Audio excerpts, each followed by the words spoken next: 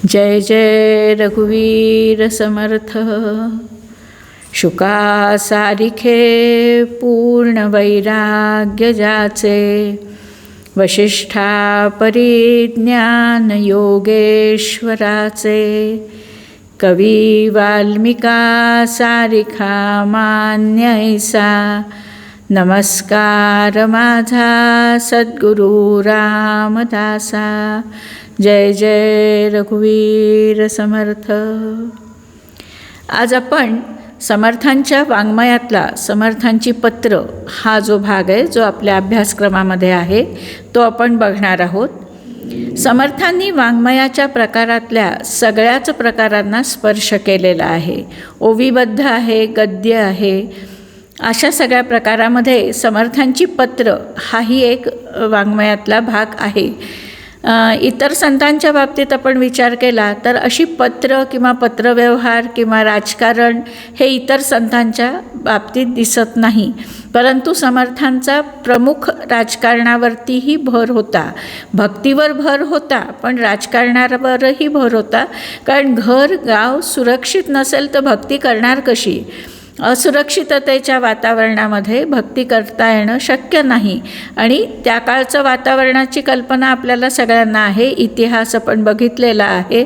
त्यामुळे भक्ती करायची असेल, शुद्ध भक्ती करायची असेल तर त्याच्याच जोडीला सुरक्षितताही महत्त्वाची आहे, हा विचार समर्थांचा होता। आणि त्या दृष्टिकोनातून काही राजकीय पत्र पण त्यांनी शिवाजी महाराजांना लिहिलेली आहेत। तर त्या पत्रांमधल्याच काही पत्र जी आपल्या अभ्यासक्रमात आहेत त्याचा आपण विचार करणार आहोत। पहिलं पत्र जे आहे त्याच्यातलं ते आहे राजधर्म।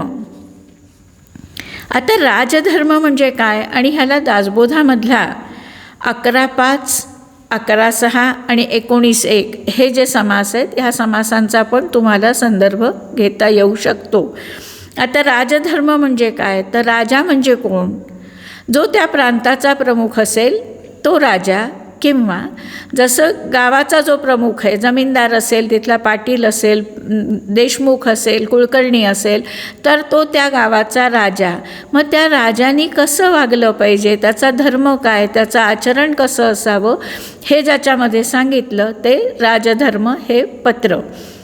तर त्याच्यामध्ये कसं की जनतेचं संरक्षण करणं, संकटापासून जनतेला सोडवणं, अडीअडचणी आल्या तर जनतेला मदत करणं, हा जो प्रमुख भाग आहे।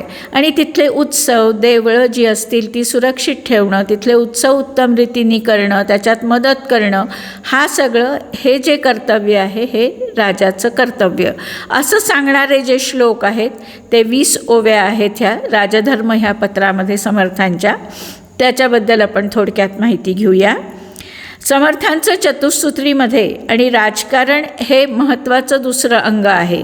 त्यामुळे समर्थांना एक उत्तम राजा, एक उत्तम रामराज्य अपेक्षित होतं आणि ते घडत असताना शिवाजी महाराजांच्या हातून तसं घडत असताना त्यांना ते दिसत होतं आणि त्यामुळे त्यांचं अत्यंत बारकाईने ह्या सगळ्याकडे लक्ष होतं। तर असं हे राजकारण सांगताना समर्थांचा पत्रव्यवहार हा फार थोडा आहे इतर वाङ्मयापेक्षा। विशेषत्वाने त्यांचे जे शिष्य होते, गोसावी होते, भिक्षा मागणारे होते, ह्यांच्या हाती तोंडी निरोप राजाकडे जास्त प्रमाणात पाठवला जायचा। कारण मुसलमानी सत्ता होती, पत्र पकडली जाण्याचा धोका होता। त्याच्यामुळे ओवीबद्ध असं आणखीन काहीतरी म्हणजे पत्र लिहायचं आणि ते पाठवलं जायचं। बरेचदा ते आणि गुप्त स्वरूपाच्या भाषेमध्ये पण लिहिलं जायचं की वाटायला त्या ओव्या वाटतात आहे, पण त्याचे विशिष्ट शब्द जोडून धरले तर त्यातनं तो काय संदेश जायचा आहे तो जाईल, तो राजाला कळेल, अशा प्रकारची ही पत्र समर्थांनी लिहिलेली आहेत। तर आता हे यातलं राजधर्म हे जे पत्र आहे ते बघू। हे एप्रिल महिन्यामध्ये 1649 मध्ये समर्थांनी लिहिलेलं आहे। आता तुम्हाला जी प्रश्नोत्तरं आहेत ते प्रश्न बघितले आहेत मी, आणि त्या प्रश्नांची उत्तरं देताना तुम्हाला साधारण त्या प्रश्नाचे 5 मुद्दे तयार करून तुम्हाला लिहावे लागतील। त्यातला पहिला मुद्दा येईल की प्रस्तावना द्यायची, की ते पत्र कधी लिहिलं गेलं, कसं लिहिलं गेलं, ती प्रस्तावना पहिले द्यायची। त्याच्यानंतर त्या काळातली सामाजिक आणि राजकीय परिस्थिती कशी होती, हे सांगायचं. त्याच्यानंतर पत्र लिहिण्याचा समर्थांचा उद्देश काय आहे तो उद्देश सांगायचा आणि त्याच्यानंतर त्या पत्राचा आशय आणि त्या पत्राच्या आशयाला सुटेबल होईल अशासारखी एखादी शिवाजी महाराजांच्या काळातली त्या इतिहासातली एखादी गोष्ट, अशा ह्या 5 मुद्द्याच्या आधाराने तुम्ही हे पत्र लिहू शकाल. तर ह्याच्यामधला पहिल्या 3 ओव्या ज्या येतात त्या शिरस्त्याप्रमाणे गणेश, शारदा, संत, सद्गुरू ह्यांना वंदन केलेलं आहे. त्याच्यानंतर 4थी आणि 5वी 6वी ह्या 3 ओव्यांमध्ये सावधपणे प्रपंच करावा हे समर्थ सांगतात. राज्यकारभारात अत्यंत गुप्तता असावी, दीर्घ विचार आणि दीर्घ सूचना असावी, वारंवार प्रयत्न करावे, सावधानता बाळगावी, माणसांना जमवावं, माणसांची पारख करावी, त्यांची योग्यता बघावी आणि त्या योग्यतेनुसार त्यांना त्यांची कामं सोपवावी, त्यांच्यावरती विश्वास ठेवावा, प्रेमाने त्यांच्याशी संबंध ठेवावेत आणि अशा प्रेमळ समावेशक असा राजाचा स्वभाव असला पाहिजे अशासारखं आणि समर्थ सांगतात. त्याच्यानंतर 7 ते 10 ह्या ओव्यांमध्ये समर्थ सांगतात की त्या काळी मुसलमान राजा होता आणि तो फतवे काढायचा. हिंदू धर्माच्या विरोधामध्ये, जनतेच्या विरोधामध्ये फतवे काढायचा आणि त्याची अंमलबजावणी त्या गावात जो कोणी एक मुसलमान असेल तो अत्यंत कठोरपणे करायचा, ज्याचा त्रास व्हायचा. जिझिया कर तुम्हाला माहिती आहे. तर अशा रीतीचे हे जे फतवे निघायचे, ह्या फतव्यांच्या विरोधात उठलं पाहिजे राजांनी, हे समर्थ प्रकर्षाने सांगतात की त्याचा विरोध करा. तो फतवा काढणारा जो आहे त्याला शिक्षा करा, त्याची अंमलबजावणी करणारा जो आहे त्यालाही तुम्ही चांगली कठोर शिक्षा करा, असं 7 ते 10 या ओव्यात सांगतात. 11 ते 15मध्ये मग न्यायनिवाडा कसा असावा ते सांगतात. माणसं पारखून घ्यावी, त्यांची योग्यता ओळखावी, त्यांच्यावरती काम सोपवावं, एखादं काम चुकलं तरी क्षमा करत जावं आणि परत दुसरं काम सोपवावं आणि ते योग्य रीतीने होईल ह्याच्याकडे बारकाईने लक्ष ठेवावं. त्याच्यानंतर अत्यंत धैर्याने आणि चतुराईने येणाऱ्या संकटाला सामोरं जावं. संकट सतत येणार आहे, जनतेवरती विश्वास ठेवावा, ही प्रजाच आपल्याला यश मिळवून देते अशासारखं. त्याच्यानंतर राजांनी खूप मोठं सैन्य जमवावं. सैन्यामध्ये म्हणजे तरबेज असणारे घोडे, हत्ती हे जमवावेत. सैन्य एका ठिकाणी ठेवू नये. किल्ल्यांवरती सैन्याचा आणखीन सगळा जमाव केलेला असावा. वेगवेगळ्या किल्ल्यांवर वेगवेगळा जमाव असावा. जीवावर उदार होऊन जे लढायला तयार आहेत त्यांना सेनापती करावं किंवा म्होरक्या करावं, त्याच्या हाताखाली काही सैन्य द्यावं आणि अशा रीतीने वेगवेगळ्या मोहिमा पार पाडाव्यात. त्याच्याचबरोबर 16 ते 20 ह्या शेवटच्या ओव्यांमध्ये समर्थ सांगतात शत्रू सैन्यावर तुटून पडू शकतील, शत्रूचा नाश करू शकतील असं सैन्य जमवावं. त्याच्यानंतर वेगवेगळ्या मोहिमांवरती वेगवेगळे लोक पाठवावे. तेच ते लोक सगळीकडे पाठवू नयेत. वेगवेगळ्या लोकांवरती ती कामगिरी सोपवावी. त्यांनी त्यात यश मिळवल्यानंतर त्याचं कौतुक करावं.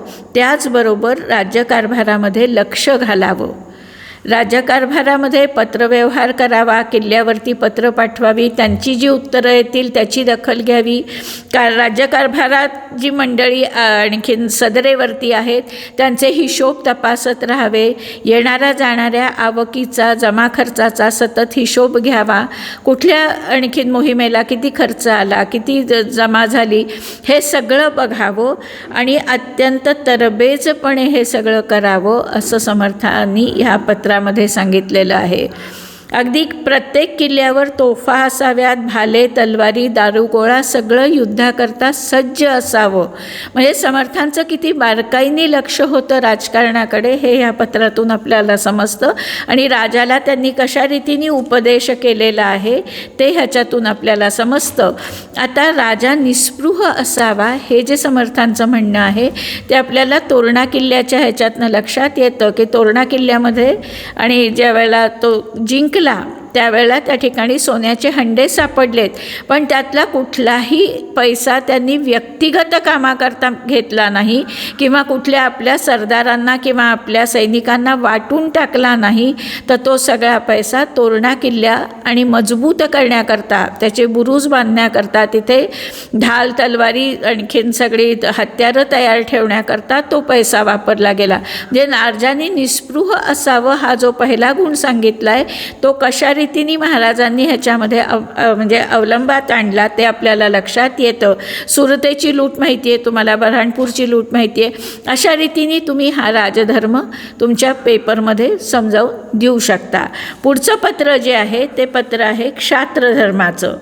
ह्या क्षात्र धर्माच्या ह्याच्या पत्र कधी लिहिलं गेलं तर समर्थांनी राजांना अनुग्रह दिला त्यावेळेला त्यांच्याबरोबर जे सरदार मंडळी होती, मावळे होते, त्यांनी समर्थांना आग्रह केला की आम्हालाही काही हितोपदेश करा, आम्हालाही काही सांगा. तर त्यावेळेला समर्थांनी हे क्षात्रधर्म हे पत्र लिहिलेलं आहे. ह्याच्यामध्ये 20 ओव्या आहेत आणि ह्याच्याकरता तुम्ही गीतेमधला 2:37 हा श्लोक घेऊ शकता. उत्तिष्ठ कौंतेय युद्धाय कृतनिश्चयः. हे जे गीतेत भगवंतांनी सांगितलं तेच समर्थ आम्हाला ह्या पत्रामध्ये सांगतात आहे. आणि ह्याच्यातल्या पहिल्या 5 ओव्यांमध्ये समर्थ सांगतात की ज्यांना मृत्यूचं भय वाटतं, ज्यांना लढण्या इतकी हिंमत नाही आहे, जे घाबरट आहेत स्वभावाने, तर त्यांनी इतर कुठलीही सेवकाची कामं करून आपलं आणखीन उदरभरण करावं. त्यांनी सैन्यात जाऊ नये, राजाकडची इतर जी कामं असतात ती त्यांनी करावी आणि आपला सेवक धर्म पाळावा. पुढच्या ओव्यांमध्ये सांगतात की ज्यांच्यात खरंच हिंमत आहे, मनगटात ताकद आहे आणि मनामध्ये ताकद आहे, शक्ती आहे की नाही मी शत्रूला मारेन, मी शत्रूला नामोहरम करेन, अशी जी मनामध्ये ताकद ज्यांच्या आहे, मनगटामध्ये ताकद आहे, त्यांनी निश्चित आणखीन सैन्यामध्ये भरती व्हावं, युद्धावर जावं, राजाचं रक्षण करावं, राजाच्या आज्ञेचं पालन करावं, राजाच्या सतत बरोबर राहावं आणि युद्धावर जावं. युद्ध जिंकलं तर काय होईल, ते एक मोठं भाग्याचं आणि यशाचं लक्षण असेल. आणि असं युद्ध जिंकल्यामुळे आपलं गाव, आपलं घर, आपली शेतीवाडी ही सुरक्षित होईल. ह्यामुळे युद्धावर जावं. समजाच युद्धामध्ये हौतात्म्य प्राप्त झालं तर ते मोठं पुण्याचं काम ठरेल. स्वराज्याकरता आणि हौतात्म्य प्राप्त करणं हे अत्यंत आणि भाग्यशाली असं काम आहे. जिंकून आलात तर विजय आहेच, कौतुक आहे, गावाचं नाव मोठं होणार आहे. अशा रीतीने पहिल्या ओव्यांमध्ये सांगितलेलं आहे. त्याच्यानंतर 6 ते 10 ह्या ओव्यांमध्ये समर्थ सांगतात की रणवाद्य वाजायला लागल्यानंतर जशी अंगामध्ये स्फूर्ती येते, तशी स्फूर्ती शत्रू पाहिल्यानंतर शत्रूच्या वर धावून जाण्याची, शत्रूवर तुटून पडण्याची स्फूर्ती त्या सैनिकाच्या अंगामध्ये आली पाहिजे. असा सैनिक असायला हवा. कितीही मोठं सैन्य असलं तरी मराठी माणसाला, मराठा सैनिकाला जसं गनिमी कावा येतो, त्या गनिमी काव्यानी युद्ध करून आपलं आणि यशस्वी खेचून आणावी. त्यासाठी विचार करावा की मी युद्ध केल्यामुळे मला काय मिळणार आहे, मी कोणाकरता युद्ध करतो आहे. त्यावेळी असं होतं की मुसलमान सरदार जरी असला तरी त्याच्या हाताखाली युद्ध करणारे जे होते ते मराठा लोकच होते. ते आपापसात लढत होते, आपल्या माणसांना मारत होते, आपल्याच माणसांवरती जुलूम करत होते. त्याच्याकरता समर्थ इथे म्हणजे विशेषत्वाने सांगतात की कोणाकरता मी युद्ध करतो आहे, त्यामुळे फायदा कोणाचा होणार आहे ह्याचा विचार करा आणि नंतर युद्ध करायला सिद्ध व्हा. जर माझ्या गावाचा फायदा होणार असेल, माझ्या घराचा, माझ्या कुटुंबाचा फायदा होणार असेल तर तसं युद्ध त्यांनी केलं पाहिजे, जेणेकरून स्वराज्य निर्माण होईल, सुराज्य निर्माण होईल आणि अशा रीतीने घराची सुरक्षितता वाढेल, शेतीवाडीची सुरक्षितता वाढेल. ह्याच्याकरता युद्ध करावं. ह्याच्यातली 13वी ओवी जी आहे ती अत्यंत महत्त्वाची आहे. मराठा ती तुका मेळवावा, महाराष्ट्र धर्म वाढवावा, असं त्याच्यात म्हणतात. मराठा ह्याचा अर्थ महाराष्ट्रात राहणारे सगळे लोक. इथे समर्थांना कुठेही जातीयवाद मांडायचा नाही. त्यांना स्वच्छपणे सांगतात की महाराष्ट्र धर्म म्हणजे ह्या महाराष्ट्र भूमीमध्ये राहणारे जे लोक आहे त्यांनी एकोप्याने राहिलं पाहिजे, एकत्र राहिलं पाहिजे आणि आपलं स्वराज्य निर्माण केलं पाहिजे. इथे ही जी मोगली सत्ता आहे, मुसलमानी सत्ता आहे, ह्या सत्तेला हकलून लावलं पाहिजे, ह्याची तळमळ आहे समर्थांना. आणि त्याच्याकरता ते समर्थ म्हणतात की मराठा ती तुका मेळवावा, आपुला महाराष्ट्र धर्म वाढवावा. आणि त्याच्या पुढे म्हणतात की ह्याच्याकरता जर उदाहरणं द्यायची झाली तुम्ही तर तानाजी मालुसरे आहे, बाजी प्रभू आहे, नेताजी पालकर आहे, जीवा महाल आहे, अशी कितीतरी. ह्याच्यात हे लक्षात घ्या की तुम्हाला इतिहास माहिती असणं आवश्यक आहे. ही नुसती पत्र लिहिलीत तुम्ही तरीसुद्धा त्याच्या मागे जो समर्थांचा उद्देश आणि समर्थांचा म्हणजे शिवाजी महाराजांनी तो उद्देश कसा पूर्ण केला हा इतिहास माहिती असणं तुम्हाला अतिशय आवश्यक आहे. आणि शेवटच्या 18 ते 20 या ओव्यांमध्ये समर्थ सांगतात की आपली देवळं देवस्थानं सुरक्षित ठेवावी, मोठमोठाले उत्सव करावे. हे उत्सव करताना त्याच्यात विघ्न आणायला जो म्हणजे विघ्न आणेल त्यालाचा प्रतिकार करावा. त्या काळी मुसलमानी स्वाऱ्या ह्या नेमक्या अशा व्हायच्या की देवळं फोडा, शेती जाळून टाका, घरं जाळून टाका, स्त्रिया मुली बायका ह्यांना भ्रष्ट करा. तो कटाक्षाने समर्थ ह्या क्षात्रधर्मात सांगतात की शेतीला, घरादाराला, गावाला, देवळाला कुठेही धक्का लागायला नको. ज्यावेळेला तुम्ही युद्ध करता आहात त्यावेळेला हे सगळं सुरक्षित राहील हे बघितलं गेलं पाहिजे. हा क्षात्रधर्म आहे असं समर्थ सांगतात. आता ह्याचं उदाहरण म्हटलं तर आपल्याला लक्षात येईल की बाजीप्रभूंचं उदाहरण जर घेतलं, पावनखिंडीचं, विशाळगडाकडे आणि जायला निघाले होते महाराज. लक्षात आलं होतं की सिद्धीची माणसं आपल्या पाठीवरती येतात आहे आणि आता पळायला तर हवं आहे, पाऊस पडतो आहे, बिकट परिस्थिती आहे. त्यावेळेला बाजीप्रभूंनी ती पावनखिंड 150 मावळ्यांसह त्यांच्याच गावातले जे 150 उत्तम सैनिक होते त्या सैनिकांसह आणि ती पावनखिंड 5 ते 6 तास लढवली आहे. जोपर्यंत महाराज गडावरती सुरक्षित पोचत नाहीत, त्याचा तोफेचा आवाज ऐकायला येत नाही, तोपर्यंत ती खिंड त्यांनी लढवली. कितीतरी जणांना माहिती होतं की आपण मारले जाणार आहोत. सिद्धीचं हजारांनी सैन्य येत होतं, परंतु त्या चिंचोळ्या जागेमध्ये ह्या 150 लोकांना घेऊन बाजीप्रभू अत्यंत जखमी झाले, त्यांचे हात कापले गेलेत.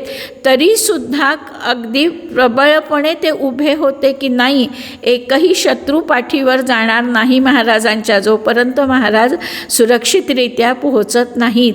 म्हणजे हा जो आहे हा क्षात्रधर्म आहे. ह्याच्याकरता तानाजी मालुसरे आहे, सिंहगडाची जी लढाई झाली त्याचं पण उदाहरण आपण सांगू शकता. तर अशा रीतीने क्षात्रधर्म पाळणारे जे होते त्यांनाच महाराजांनी आणि अत्यंत प्रेमाने आपल्या जवळ केलं होतं आणि त्यांना आपल्या जवळ सांभाळलं होतं आणि त्यांनीही राजाचं उत्तम रीतीने रक्षण केलं होतं. हे झालं आपलं दुसरं पत्र. तिसरं पत्र आहे तो सेवक धर्म. हे पत्र कधी लिहिलं गेलं आहे तर बाळाजी आवजी आणि निळो सोनदेव म्हणून 2 जण होते. त्या दोघांनी आणि हे क्षात्रधर्माचं पत्र मिळाल्यानंतर समर्थांना परत आग्रह केला की आम्ही तर साधे सेवक आहोत, आम्ही काय करायचं, आमच्याकरता काही म्हणजे उपदेश करा, आम्हाला काही सांगा. तर त्यावेळेला समर्थांनी आणि हे जे पत्र लिहिलं ते हे पत्र ह्याच्यामध्ये लक्षात येतं की हे 2 समास आहेत. एकंदर 73 ओव्या आहेत, परंतु ह्याच्यात पुनरावृत्ती आपल्याला पुष्कळ दिसते. म्हणजे थोडेच मुद्दे आहेत ह्याच्यामध्ये, मुद्दे जास्त नाही आहेत, पण तो पुनरावृत्ती झालेली पहिल्या समासामध्ये जे सांगितलं तेच दुसऱ्या समासामध्ये पुनरावृत्ती झालेली लक्षात येते. समर्थांचा हा विशेष आहे. त्यांच्या वाङ्मयाकडे जर बघितलं, दासबोध झाला, मनोबोध झाला, ह्याच्याकडे जर बघितलं आपण तर हे लक्षात येतं की पुनरावृत्ती ही परत परत होते. का बरं? तर साधक हा सामान्य असतो. त्याला वारंवार सांगितल्याशिवाय समजत नाही, लक्षात राहत नाही, तो विसरतो, चुका करतो, म्हणून परत परत परत परत सांगावं लागतं. क्षात्रधर्मामध्ये किंवा राजधर्मामध्ये पुनरावृत्ती एवढी दिसत नाही, पण सेवक धर्मामध्ये पुनरावृत्ती त्या मुद्द्यांची झालेली आपल्याला बरेचदा दिसून येते. तर असे ह्याचे 2 समास आहेत आणि 73 ओव्या आहेत. तर सेवक धर्म म्हणजे सांगताना समर्थांच्या समोर श्रीराम आणि हनुमंत हा जो सेवक भाव आहे, म्हणजे माझे प्रभू आणि माझा त्यांचा सेवक, हा जो सेवक भाव आहे तो सेवक भाव डोळ्यासमोर ठेवून त्यांनी हे आणि उपदेश केलेला आहे. आपल्याला सुंदरकांडावरती पण एक प्रवचन मिळणार आहे ऐकायला, त्याच्यामध्ये हा भाव तुम्हाला अत्यंत प्रकर्षाने आणि विशद केलेला समजेल.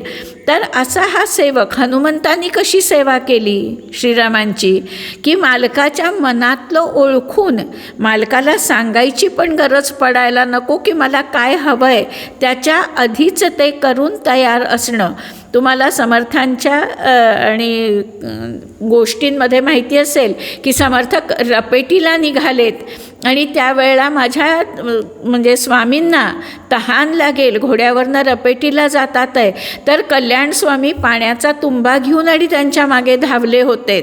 ती जी सेवक भाव आहे, आता समर्थांनी काही मागितलं नव्हतं की मी रपेट करून आलो तर मला पाणी हवं आहे, पण समर्थांना पाणी लागेल, घोड्यावरनं एवढ्या रपेटीला ते निघाले आहेत, हे लक्षात घेऊन काम करणारा जो असतो तो सेवक.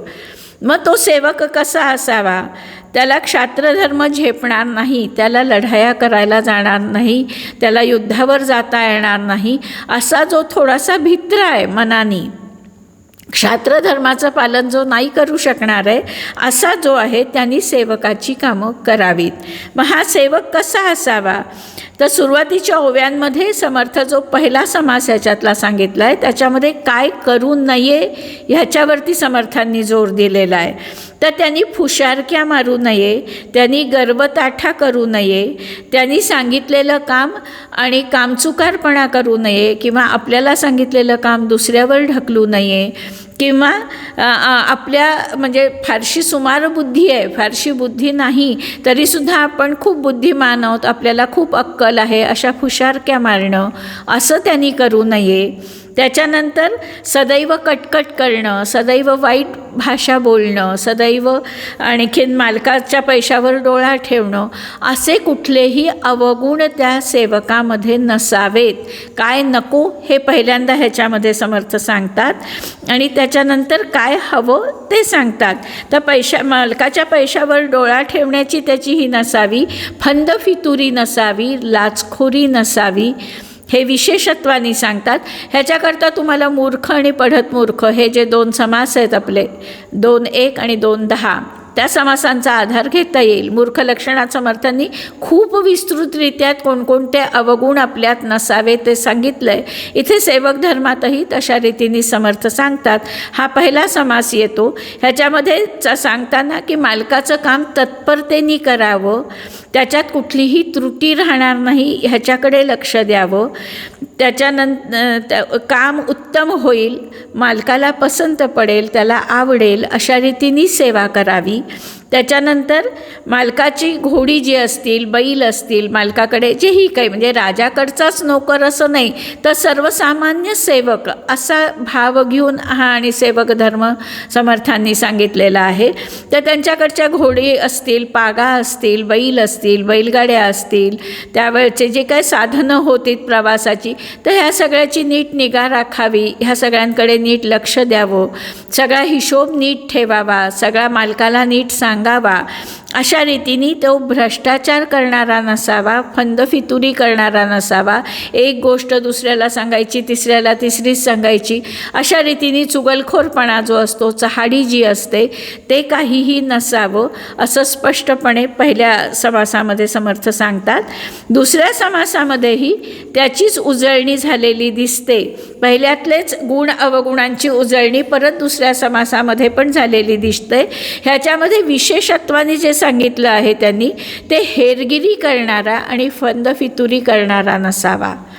हे विशेषत्वानी दुसऱ्या समासामध्ये सेवक धर्माच्या सांगतात समर्थ, की त्यांनी इकडची बातमी तिकडे पोचवायची, तिकडची बातमी आणखीन तिसऱ्याला पोचवायची, मग त्याच्याकरता मध्ये मोबदला घ्यायचा, लाचखोरपणा करायचा, फंदफितुरी करायची, हेरगिरी करायची, मालकांनी जे सांगितलं नसेल तरी जाऊन तिथे तिथे बघायचं आणि दुसऱ्याची फजिती करायची, दुसऱ्याची काही फजिती झाली तर ती चौथ्याला जाऊन सांगायची. अशा रीतीचा सेवक नसावा कसा ह्याच्यावरती समर्थांनी जोर जास्त दिला आहे आणि विशेषत्वाने त्यांनी फंदफितुरी करणारा आणि हेरगिरी करणारा सेवक नसावा हे स्पष्टपणे सांगितलेलं आहे. आता दासायन जर पुस्तक तुमच्याकडे असेल तर ह्याच्यात हे तीनही धर्म दिलेले आहेत आणि ह्यातले कठीण शब्दांचे अर्थ त्याच्यात खालती दिलेले आहेत, तर तुम्ही त्या पुस्तकाचा रेफरन्स म्हणून उपयोग करू शकता.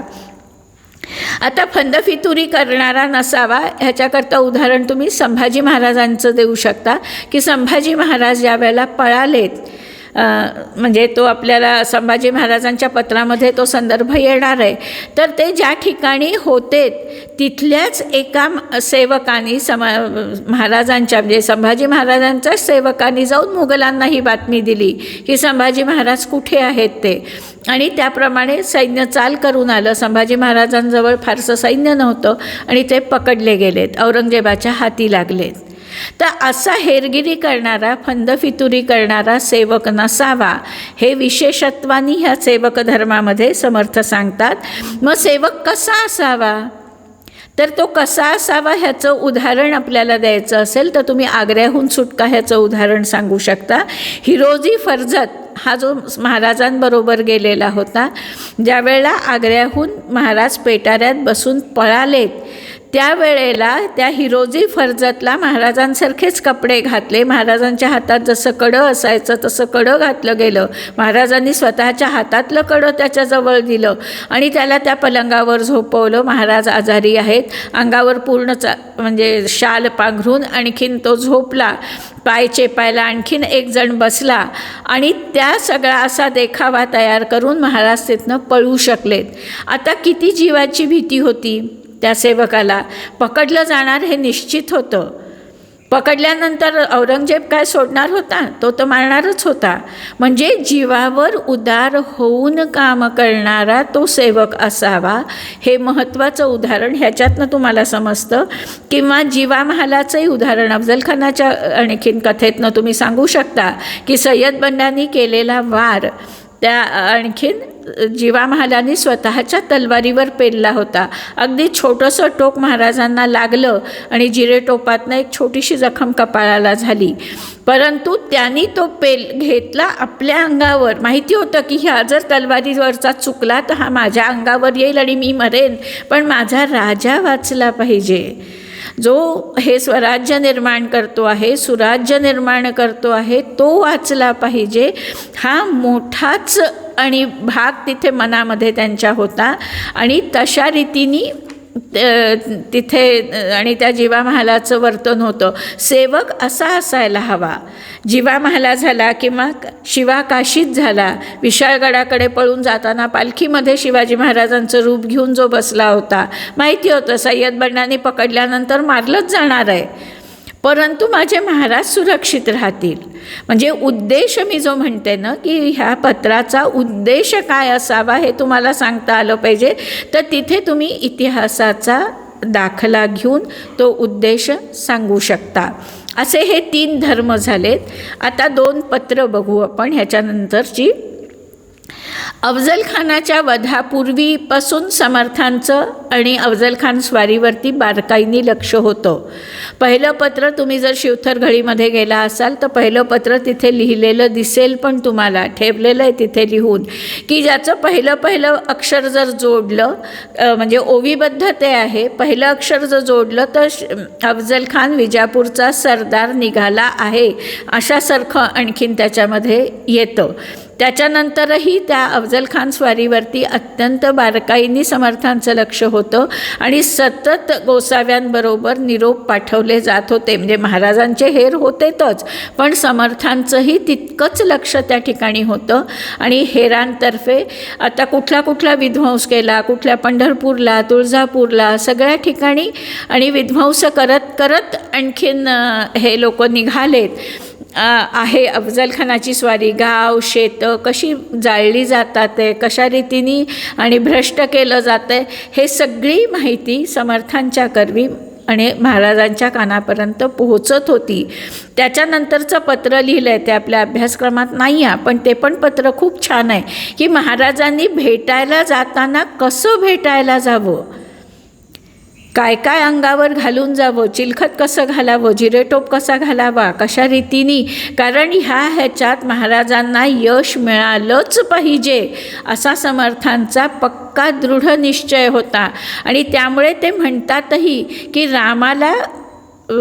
रावण युद्धामध्ये श्रीरामांना ज्या जगदंबेनी विजयाचा आशीर्वाद दिला होता, तोच आशीर्वाद रूपामध्ये ही जगदंबा तुळजाभवानी बनून महाराजांची कुलस्वामिनी बनलेली आहे.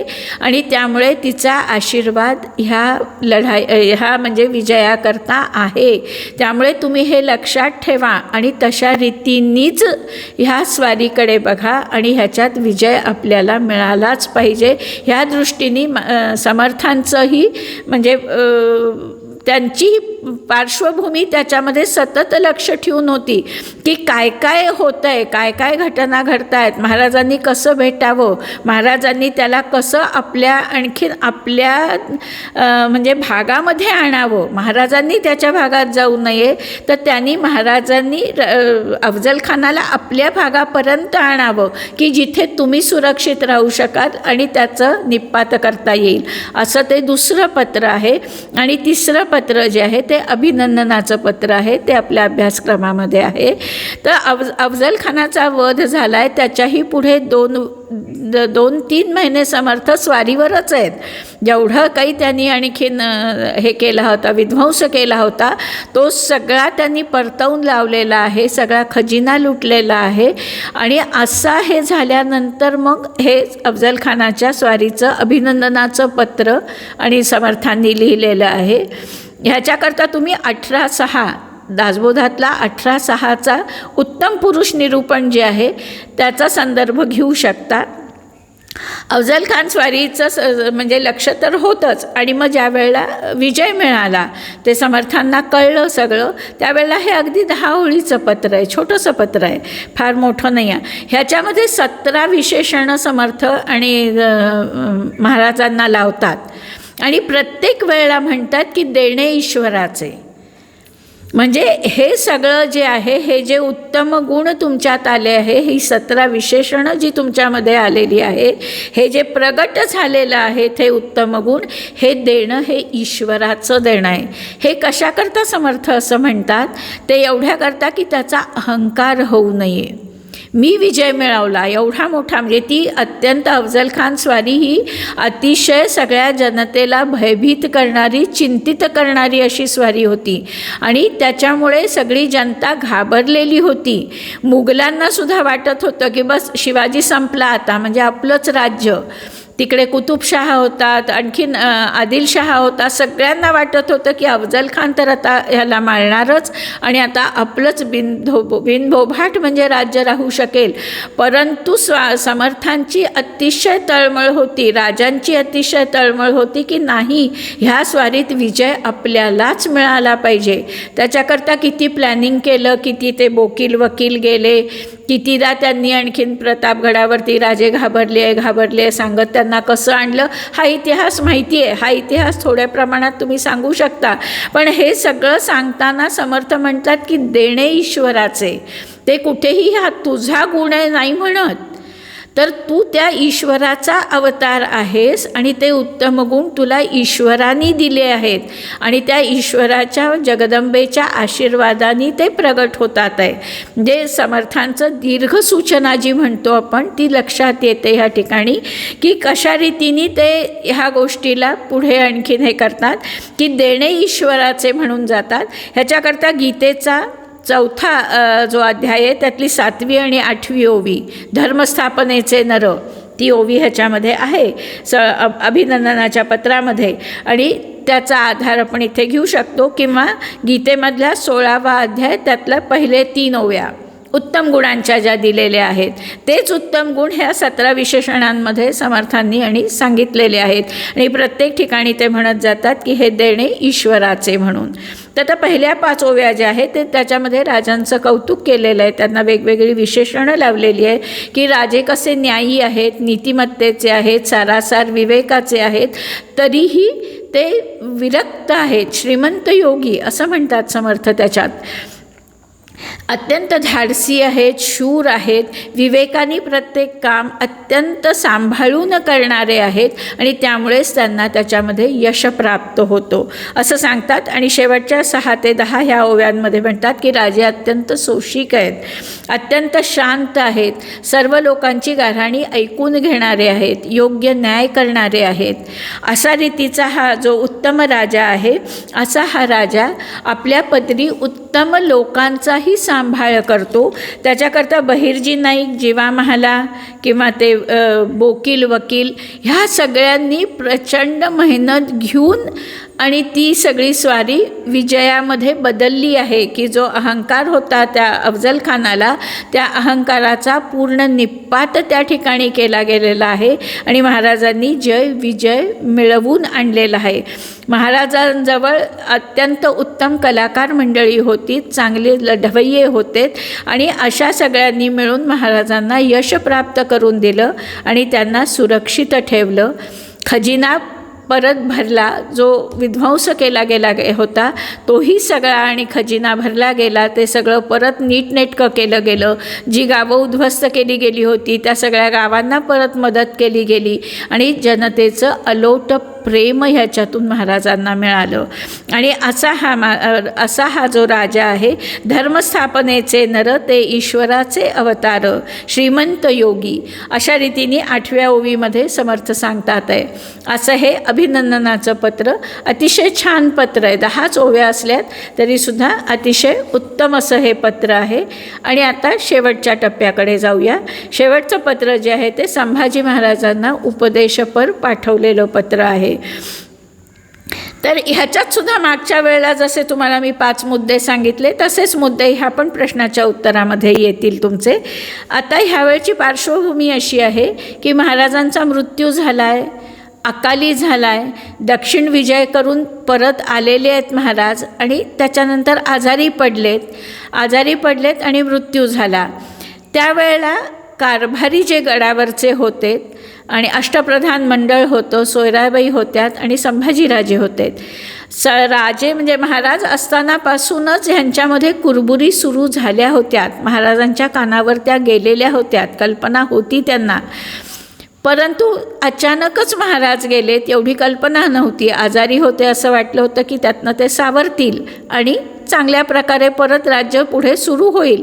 अत्यंत जनतेचा विश्वास आणि प्रेम असणारा तो राजा होता आणि अचानक मृत्यू झाल्यानंतर गडावर काही दिवस संभाजीराजांना येऊ पण दिलं नाही सोयराबाईंनी. आहे तो इतिहास सगळा तुम्हाला माहिती आहे, थोडंसं त्याचा आधार तुम्ही ह्याच्या स्पष्टीकरणाकरता घेऊ शकाल. आणि महाराज गेल्यानंतर संभाजीराजे आणि सोयराबाई ह्यांच्यामध्ये म्हणजे गादीवर बसणार कोण? सोयराबाईंचा मुलगा राजाराम, तो अतिशय छोटा आहे, पण ही महत्त्वाकांक्षा सोयराबाईंची आहे. आणि आपल्या इथल्या नेहमीच्या ह्याच्याप्रमाणे आणि युवराजपदाचा अभिषेक संभाजीराजांना झालेला होता. पण आता ह्या दोघांमध्ये भांडणं सुरू झाली आहेत की आता राजा कोणी व्हायचं.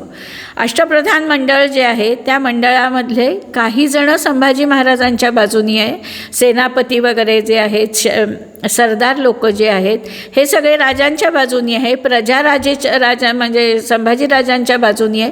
पण अष्टप्रधान मंडळातले जे कारभारी आहेत, हिशोब कितोब पाहणारे आणि बाकीचे सगळा व्यवहार बघणारे, ते मात्र सोयराबाईंच्या बाजूनी आहेत.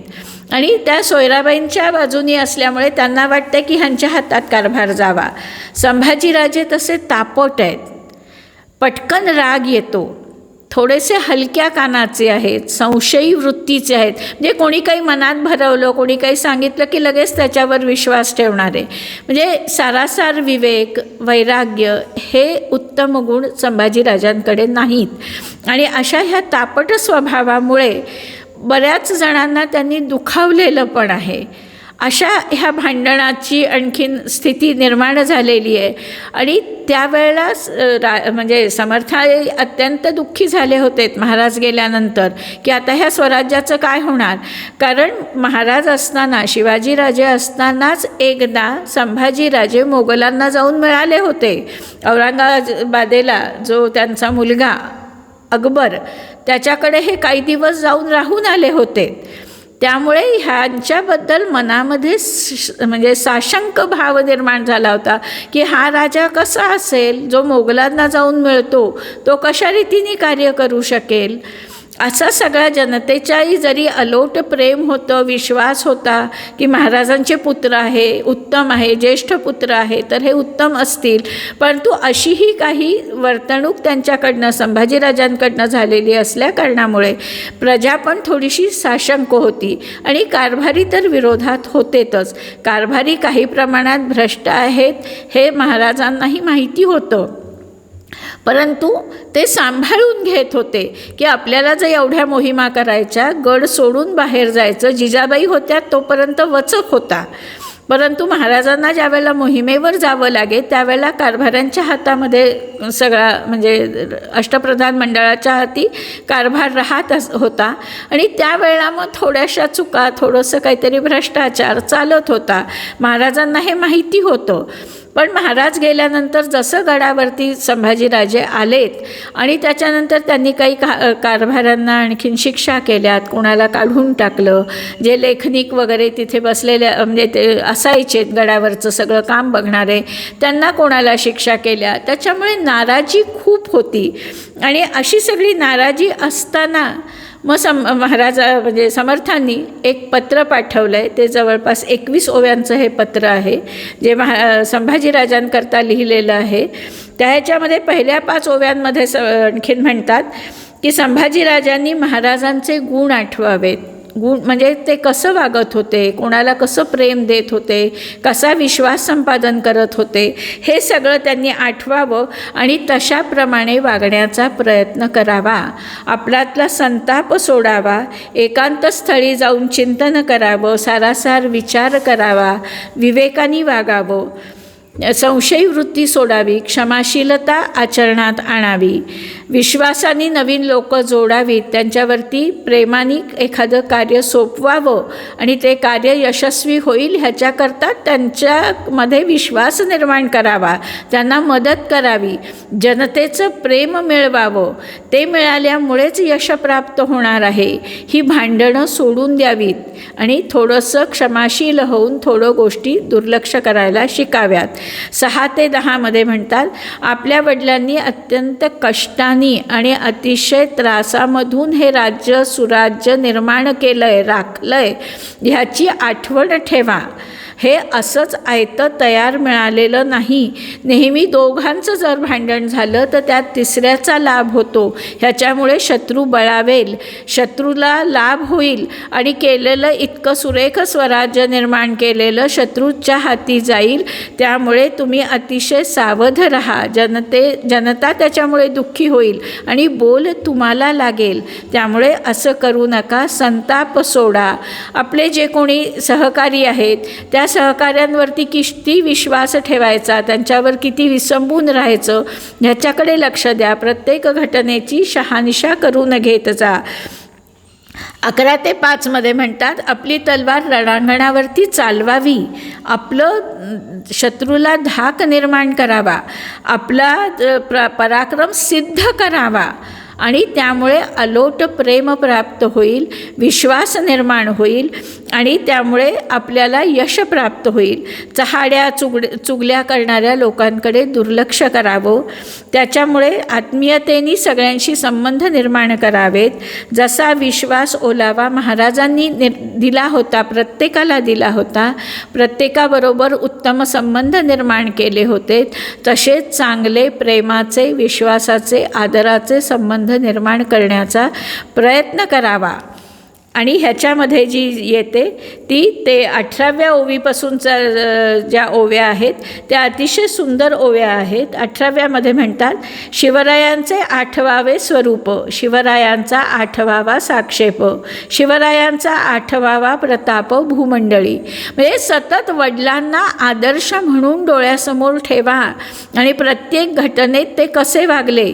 तुम्ही आग्र्याला त्यांच्याबरोबर गेला होता, त्यांचा सहवास तुम्हाला मिळाला होता, तुम्ही तिथून पळून आलात, कसं राजकारण केलं त्यांनी, कसं औरंगजेबाशी वागलेत, हे सगळं आठवा. ह्या सगळ्याचा इतिहास बघा, त्याचा मागोवा घ्या आणि त्याप्रमाणे आपलं वागणं सुधारा. 19व्या ओवीमध्ये म्हणतात,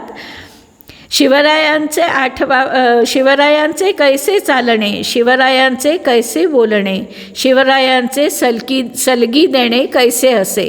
शिवराय कोणाकोणाला कशी सलगी देत होते. कितीतरी सरदार लोक अगदी जीवाभावाचे. त्याच्यात तुम्ही परत तानाजीचं सांगू शकता की अगदी घरात मुलाचं लग्न ठरलेलं असूनसुद्धा ते म्हणतात की नाही, सिंहगडाची स्वारी पहिले होईल, मुलाचं लग्न होत राहील. जीवावर उदार होऊन काम करणारे लोक कसे त्यांनी जोडले आहेत, प्रेमाने जोडले आहेत, विश्वासाने जोडले आहेत, ते आठवा. प्रत्येक वेळेला संशय घेऊन प्रत्येकाला दूर करण्याचा जो स्वभाव संभाजीराजांचा आहे, तर तो स्वभाव सोडा. क्षमाशीलता, शांतता असे उत्तम गुण आणि आपल्या अंगी बाणा.